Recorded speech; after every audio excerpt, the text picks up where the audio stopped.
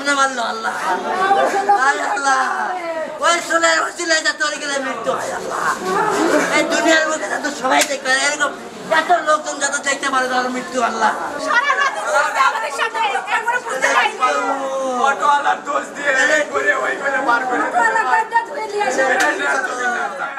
বগুড়া শহরতলির বনানী এলাকার শুভেচ্ছা আবাসিক হোটেলে পাওয়া যায় মা ও ১১ মাস বয়সী সন্তানের খণ্ডিত মরদেহ। এরপরই বেরিয়ে আসে হত্যা ও ঘটনা ধামাচাপা দেওয়ার চেষ্টার চাঞ্চল্যকর তথ্য।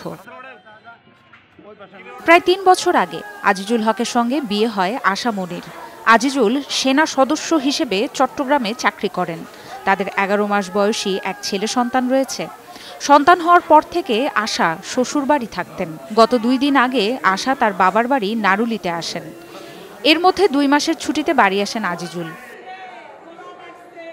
কথা ছিল ছুটি শেষে ১ জুন সন্ধ্যায় চট্টগ্রামে যাবে আজিজুল। শনিবার সন্ধ্যা ৭টার দিকে বগুড়া শহরতলির বনানী এলাকার শুভেচ্ছা আবাসিক হোটেলে তমা ও মিরাজ পরিচয়ে ওঠেন তারা। বাড়ি উল্লেখ করা হয় রংপুরের পীরগঞ্জ। রাত ৯:৩০টার দিকে হোটেল থেকে বের হন আজিজুল। শাহজাহানপুর থানার ভারপ্রাপ্ত কর্মকর্তা ওসি শহীদুল ইসলাম প্রথম আলোকে বলেন, স্ত্রী সন্তানকে গলা কেটে হত্যার পর প্রথমে হোটেল থেকে বেরিয়ে যান আজিজুল।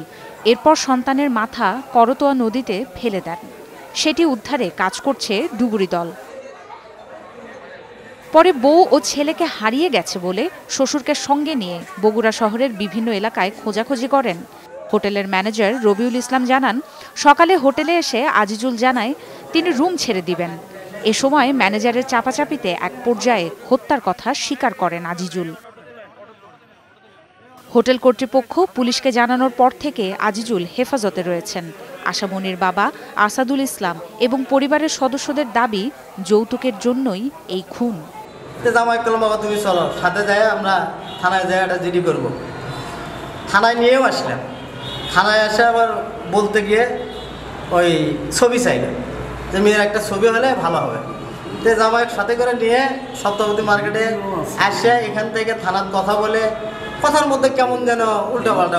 তা আমি শেষ পর্যন্ত ডাকাই নিয়ে আসলাম যে বাবা তোমার মনের মধ্যে যদি কোনো শয়তানি থাকে মেয়েটাকে আমার ফেরত দাও, যেভাবে হোক আমি মেয়ে ফেরত চাই। তুমি তোমার মনে চাকরি করো, তুমি সেপারেট হয়ে যাবা, আমরা মেয়ে নিয়ে আমরা সেপারেট হয়ে যাবো।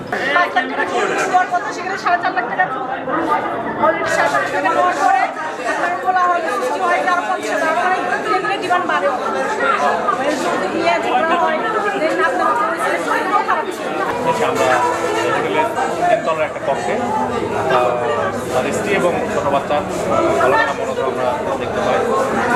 আমরা সেটাকে হেফাজতে নেওয়া হয়েছে। সিআইডি ফরেনসিক আসছে। আমরা পরবর্তী কার্যক্রম প্রক্রিয়াধীন আমরা আইনগত ব্যবস্থা করে